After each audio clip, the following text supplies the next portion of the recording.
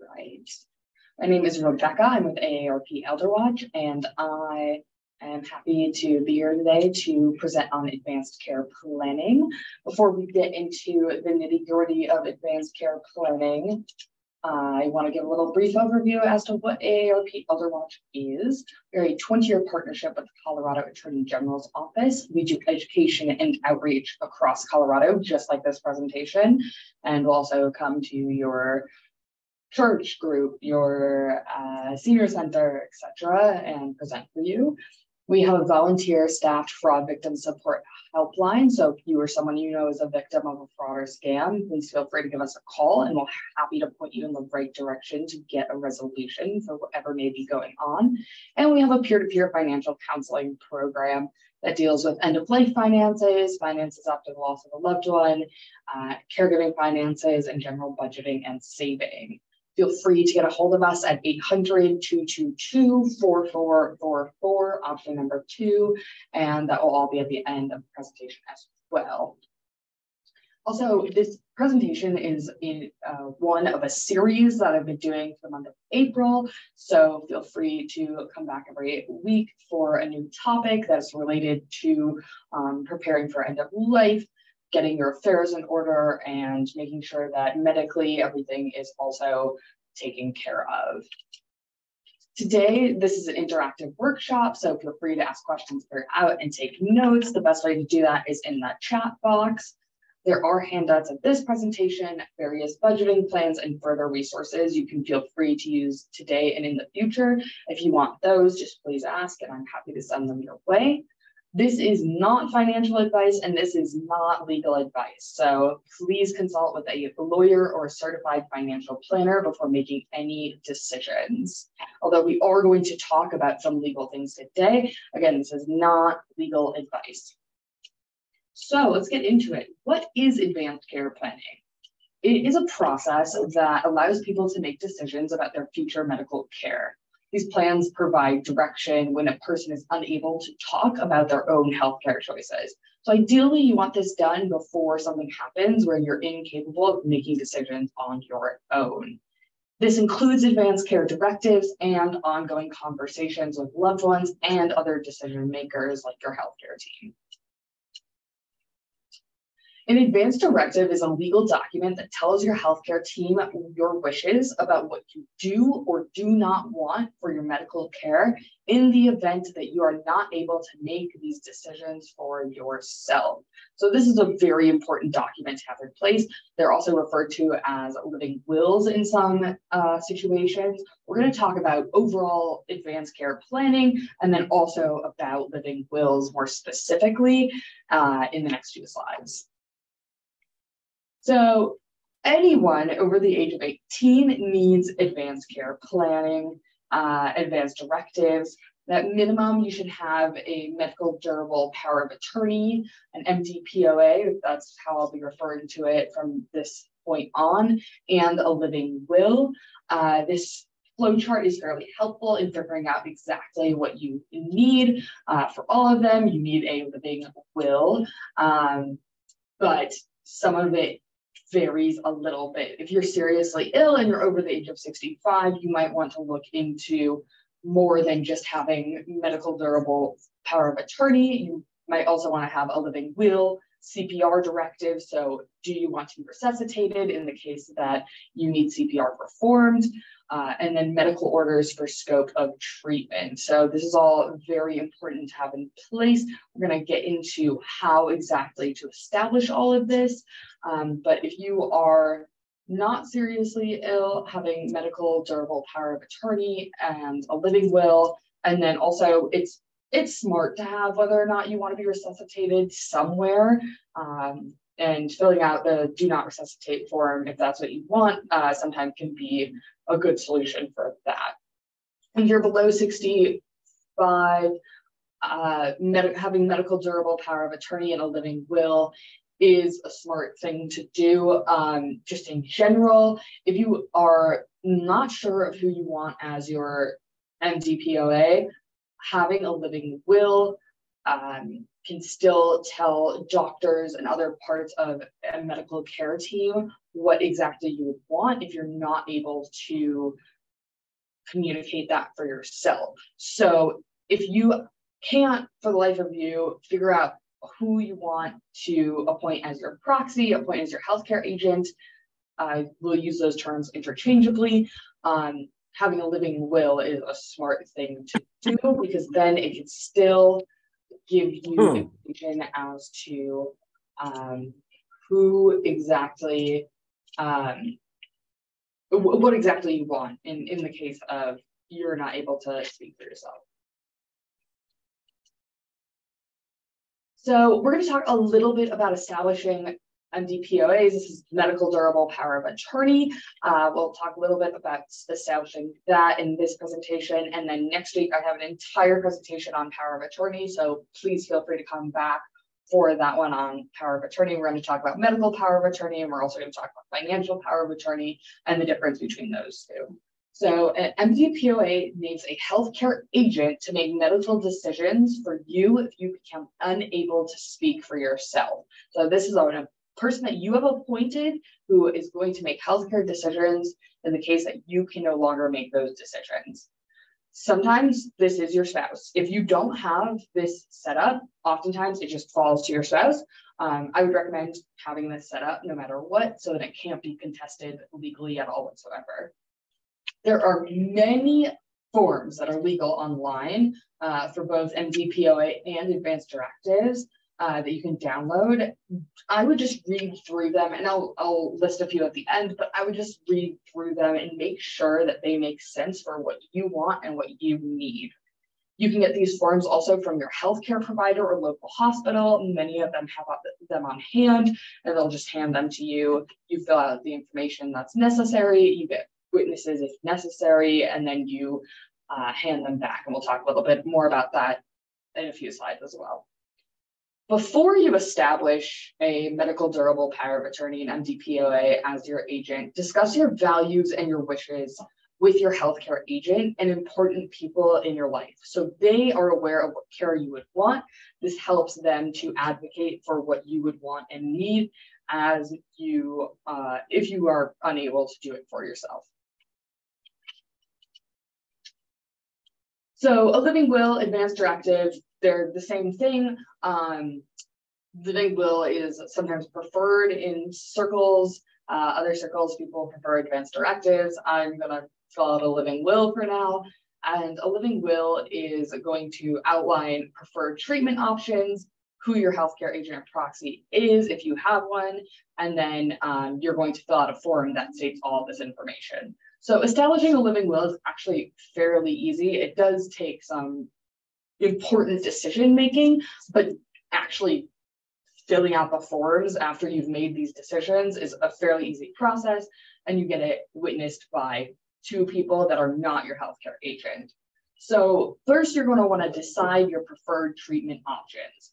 Do you want life-sustaining treatment in the case where your body is not functioning in a normal capacity and you need things like a ventilator, dialysis, a feeding tube, etc.? Would you want life support? Would you want machines to keep you alive if you're no longer able to breathe for yourself, for example? And then, do you want organ donation to take place, or are there other religious rituals that are important to you to have happen after you are no longer able to make these decisions for yourself? So a lot of times we are talking about end-of-life care in this regard. So are there religious rituals that go along with the loss of life as well? Consider appointing a healthcare agent or proxy who is over the age of 18. They must be over the age of 18, otherwise it is not legal. So minor children cannot fulfill this role until they turn 18. In Colorado, that age is 18. In Nebraska, and I believe Alabama, the age is 19. So if you're not in Colorado and you're watching this, just be sure to verify the age for a healthcare agent in your state. They cannot be on your care team. So it cannot be a doctor that is treating you directly. It can't be a nurse that's treating you directly. It can't be your dietitian, etc. Also cannot be an employee of a healthcare facility where you stay or live at, unless they're a family member that also happens to work there. But it should not be someone that is in charge of your care day to day, or even when you are ill. You're also, this isn't a requirement, of course, by law, but you want someone who is going to understand your wishes and will act speedily and in your best interests. Some of these decisions have to be made with not a lot of time, and you want someone that's going to pay attention when a doctor is talking about your plan of treatment, how your care is going, and what your condition is, and then make a decision based off that information. And then you also want someone probably who will advocate for your needs and wants, especially with this document outlined, if necessary. Doctors are there to treat you, but what that treatment looks like is based on patient advocacy or patient proxy advocacy. So just be sure the person that is taking this role is able to make sure that you're being advocated for what you would need and want. You're going to want to fill out the proper forms and then have them signed by 2 witnesses.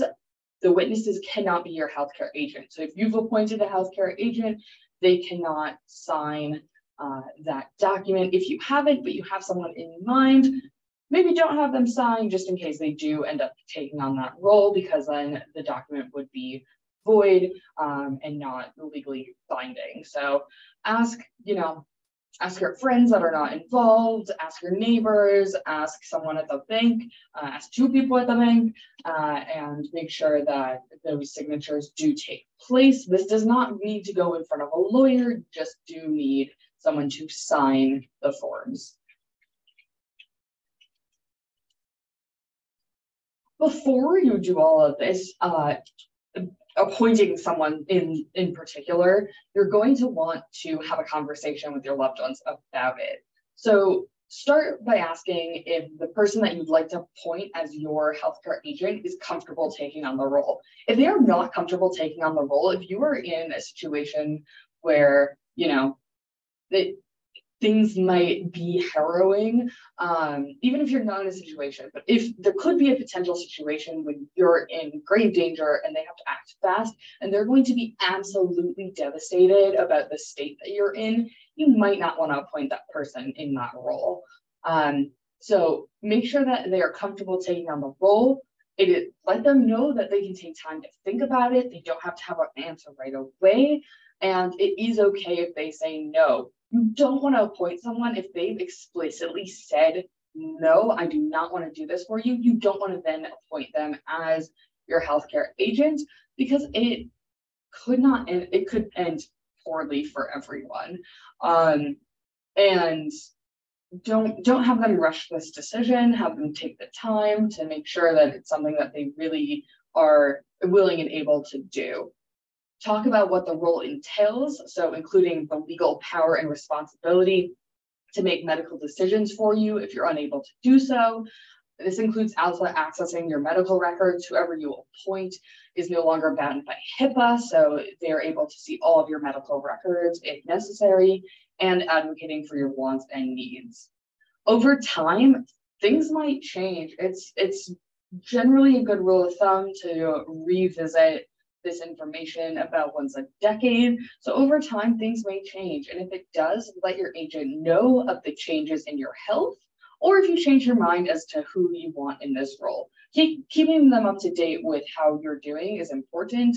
If this person is especially close with you and they're able to come to doctor's appointments with you and get a full picture of what your care looks like, that also might be a great idea. So next up, keep your advance directive documents ready and available. Be sure to present them to all of your healthcare providers, even if they don't ask. And a lot of them will not ask, but they will take them and file them away. And that is important because if it's an emergency, they might not have this on hand unless you've given it to them before. Again, patients need to advocate for themselves or have their representatives prepared to do so. So be sure that you're advocating for yourself throughout your treatment, and also your advocate is ready to, your healthcare agent is ready to advocate for you as well. Make any necessary updates to your documents as time goes on. For example, if you wanted to be resuscitated and a decade has passed and now you're not sure that you want to be resuscitated, change that in the document. If you wanted life-sustaining care and you no longer do, be sure to change that in the document. You can't just cross it out. You do have to print out a whole new document, fill in all of the information, and then have two people witness that document as well.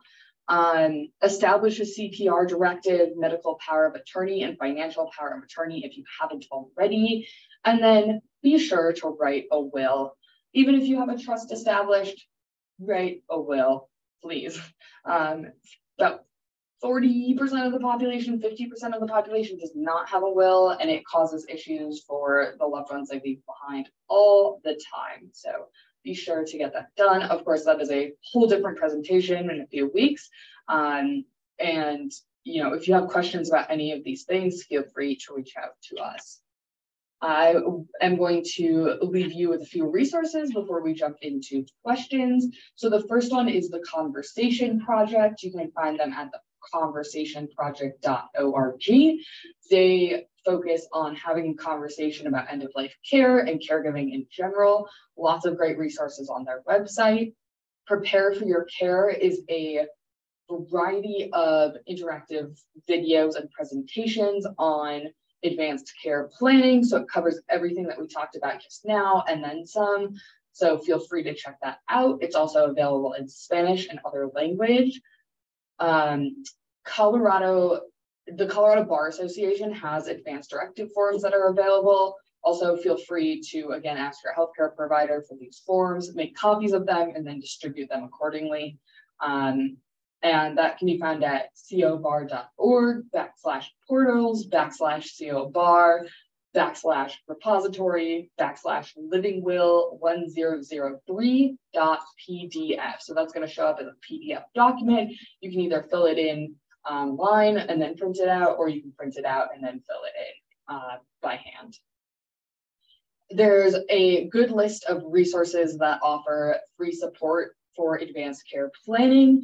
You can find those also at the Conversation Project in boulder.org/advanced-care-planning-resources. And then if you have any other questions or want to be connected to other resources or need other assistance, of course, feel free to get in touch with us, AARP Elderwatch, at 800-222-4444, option number 2. And again, this will be posted to our YouTube channel, so feel free to access it there and share with whoever you want. Any questions before I let you go into the world for the day?